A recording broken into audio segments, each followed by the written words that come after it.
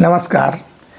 आज समाज की ऐसी पुरातन से चली आ रही रीति पर चर्चा करेंगे जो बहुत बड़ी कुरीति है और बड़े बड़े समझदार पढ़े लिखे लोग पीएचडी होल्डर वो भी इसका पालन करते आ रहे हैं, जिसका ना वैदिक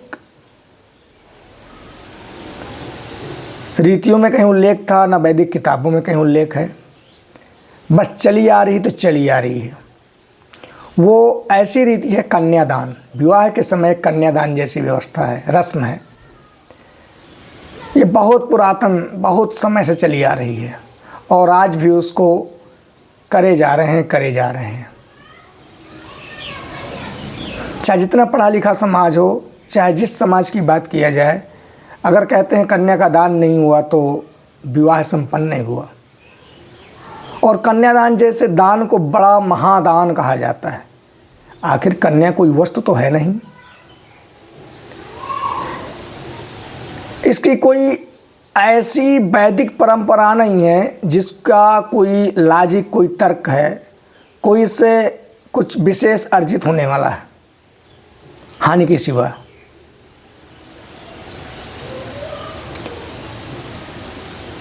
ये परंपरा शुरू हुई राजा दक्ष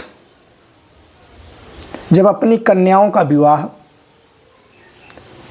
चंद्रदेव जी से किया।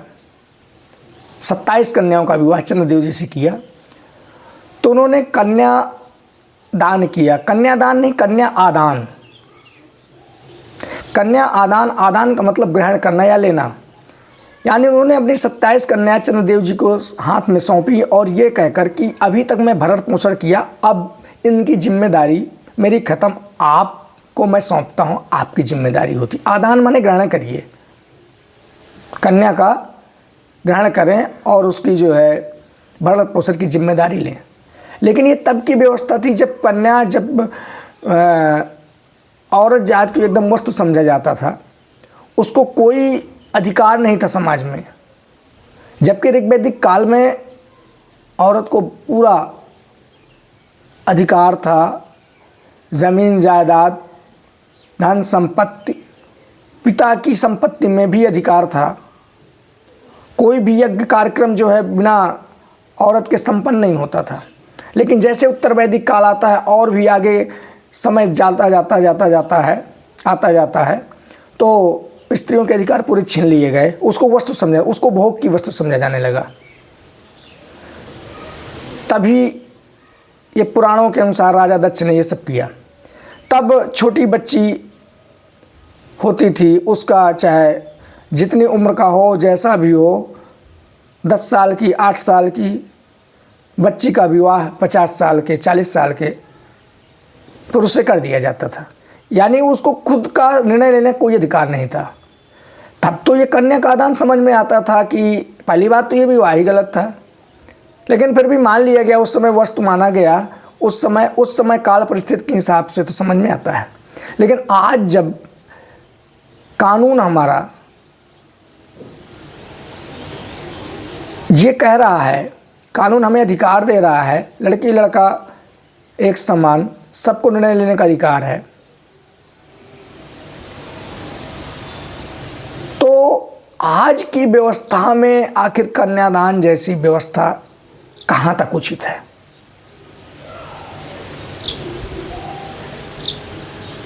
कन्या का दान यानी कन्या कोई वस्तु है कि पिता वर से कहता है, पति से कहता है कि मेरी कन्या को ग्रहण करो। अरे यार,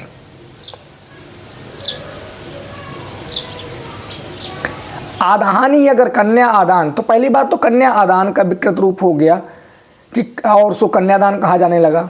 और पूरे पढ़ा लिखा समाज, कहते हैं जो अपने आप को पढ़ा लिखा समझता है, वो करते चले आ रहा है।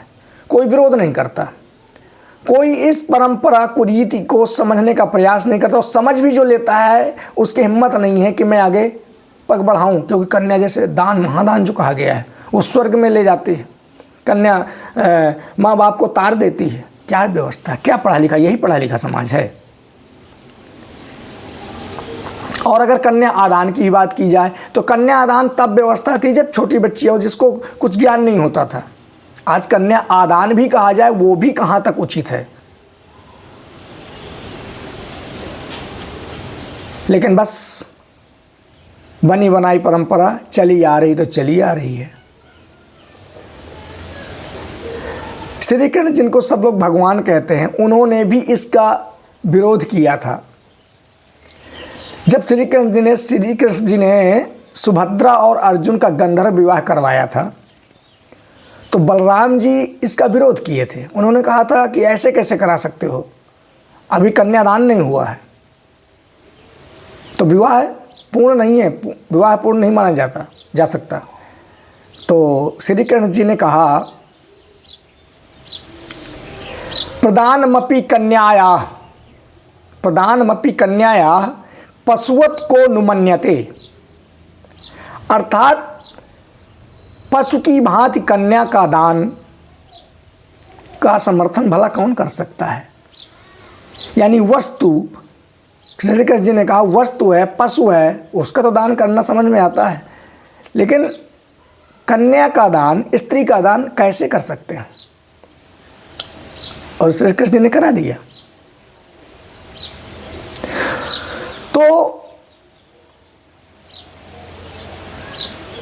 विवाह जैसी परंपरा में कन्या का दान कहीं से उचित नहीं प्रतीत होता है। अगर कन्या का दान कर रहे हैं इसका मतलब आज भी नारे सिर्फ हैं, आप कहते भर हो कि लड़की लड़का एक समान, लड़की को भी अधिकार है, कहते भरो मुंह से, लेकिन उसका अंदर से कोई भाव, आज भी लड़की वस्तुगत ही प्रयोग की जा रही है।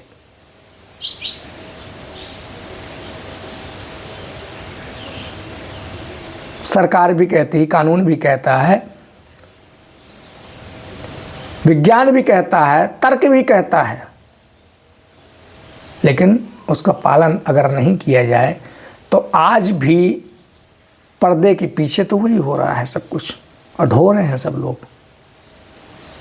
तो इस पर मुझे लगता है समझने का और तर्क से समझने का, भाव से समझने का, इंसानियत समझने का जरूरी है।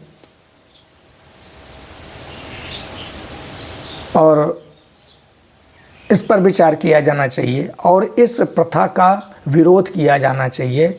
जो लड़कियां हैं उनको भी कहना चाहिए अपने माता पिता से कि कन्यादान नहीं, मैं वस्तु नहीं हूँ। अगर आप वस्तु समझ रहे हैं तो ठीक है, रहने दीजिए, क्योंकि अगर कन्या का आदान भी किया जाए तो अब मैं छोटी नहीं हूँ, मैं भी तो कमा सकती हूँ। और उसको पढ़ाया लिखाया जाता है इसलिए कि आप अपने पैरों में खड़ी हों, आप भी कमा सको। आज भी बराबर, आज से अंतरिक्ष तक सुनीता विलियम्स, कल्पना चावला जैसी लड़कियां, महिलाएं जो पुरुष से कंधा मिलाकर, चाहे फोर्स हो, हर जगह कंधा से कंधा मिला के चल रही हैं, तो फिर ये कहाँ तक उचित है। यानी आज भी उसको जो है नीचे दबाने का प्रयास पूरी तरह चला आ रहा है। तो इस पर गौर करने की ज़रूरत है। धन्यवाद।